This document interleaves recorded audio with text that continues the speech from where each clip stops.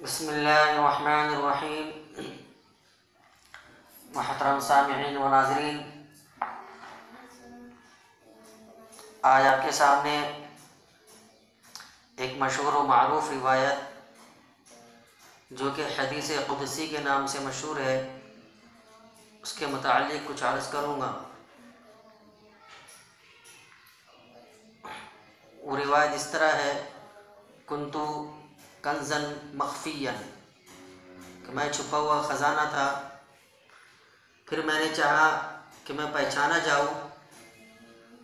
تو میں نے اس مخلوق کو پیدا فرمایا۔ اس روایت کے بارے میں الاسرار المرفوعہ فی الاخبار الموضوعہ کے اندر علامہ ابن تیمیہ رحمۃ اللہ علیہ کے حوالے سے منقول ہے: قال ابن تیمیہ لا يعرف له سند صحیح ولا ضعیف، کہ اس روایت کی نہ کوئی صحیح سند موجود ہے نہ کوئی ضعیف سند موجود ہے۔ اسی طرح کشف الخفا کے اندر اس روایت کے بارے میں علامہ ابن تیمیہ رحمۃ اللہ علیہ کے حوالے سے یہی بات منقول ہے، اور کشف الخفا کے اندر یہ لکھا ہے کہ اس کے بارے میں علامہ ابن حجر عسقلانی، علامہ جلال الدین سیوطی، علامہ زمخشری رحمہم اللہ اجمعین، انہوں نے بھی یہی کہا ہے۔ تو یہ جلیل القدر علماء نے، محدثین نے، ائمہ جرح و تعدیل نے اس روایت کو موضوع قرار دیا ہے۔ اس کے علاوہ شیخ الاسلام الفقیہ المحدث علامہ تقی عثمانی دامت برکاتہم، انہوں نے بھی فتاوی عثمانی کے اندر اس روایت کو موضوع قرار دیا ہے۔ مذکورہ عبارات، مذکورہ حوالات نقل کر کے حضرت نے اس کو موضوع قرار دیا ہے۔ اس طرح فتاوی محمودیہ جلد نمبر 4 کتاب العلم باب ما يتعلق بالحدیث، اس کے اندر مذکورہ عبارات مذکورہ حوالات کو نقل کر کے حضرت مفتی محمود الحسن صاحب رحمۃ اللہ علیہ نے اس روایت کو موضوع قرار دیا ہے۔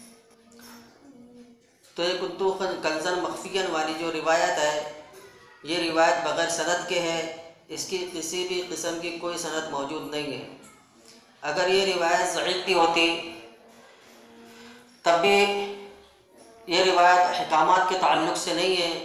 اس لیے اس کے بیان کرنے کی گنجائش ہوتی، کیونکہ فضائل کے باب میں اور اسی طریقے سے کسی بھی ذات کے فضیلت کے بیان کے اندر ضعف والی روایت، جس کے اندر ضعف ہو، ایسی روایت کو بیان کرنے کی جمہور نے گنجائش بتلائی ہے۔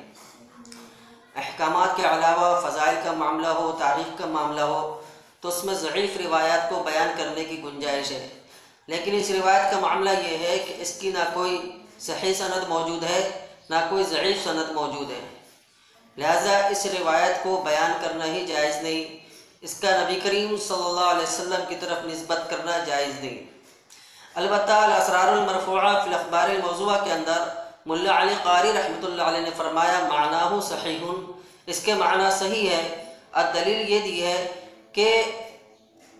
وما خلقت الجن والانس الا لیعبدون کی تفسیر حضرت ابن عباس رضی اللہ تعالیٰ عنہ سے منقول ہے، لیعبدون ای لیعرفون، میں نے جنات اور انسان کو محض اپنی عبادت کے لیے پیدا کیا، یعنی اپنے آپ کو پہچاننے کے لیے پیدا کیا، اپنا تعارف کرانے کے لیے پیدا کیا۔ میں نے جنات اور انسان کو اس لیے پیدا کیا تاکہ میں پہچانا جاؤں۔ تو لیعبدون کی تفسیر حضرت ابن عباس رضی اللہ تعالیٰ عنہ کی روایت سے ملا علی قاری رحمۃ اللہ علیہ نے لیعرفون سے کی ہے، تو اس کے معنی درست ہے۔ اگر اس کو بغیر نبی کریم صلی اللہ علیہ وسلم کی طرف نسبت کیے اگر کوئی شخص یہ کہہ دے کہ اللہ تبارک و تعالیٰ نے انسان اور جنات کو اپنا تعارف کرانے کے لیے پیدا کیا ہے، تو یہ تو گنجائش بنتی ہے، لیکن یہ کہنا کہ کنتو کنزن مخفیاً، یہ اللہ کے نبی صلی اللہ علیہ وسلم نے ارشاد فرمایا، یہ درست نہیں ہے کیونکہ اس کی کسی بھی قسم کی سند موجود نہیں ہے۔ ایک بات اور عرض کر دوں کہ ہمارے یہاں دو طریقے کے معاملات ہوتے ہیں حدیث کے معاملے میں۔ ایک معاملہ تو یہ ہوتا ہے کہ بہت سے لوگ موضوع حدیثوں کو بیان کرتے ہیں خطبات میں، مواعظ میں، اور کچھ لوگ وہ ہوتے ہیں جو حدیث کی تحقیق کی چکر میں بعض مرتبہ صحیح حدیث کا بھی انکار کر دیتے ہیں، اور ایسا بھی دیکھا گیا ہے کہ موضوع کرتے کرتے وہ لوگ حدیث کے منکر ہو گئے۔ پرویزیت اور انکار حدیث کا جو فرقہ ہے، اس فرقے کی بنیاد بھی اسی طریقے سے پڑی۔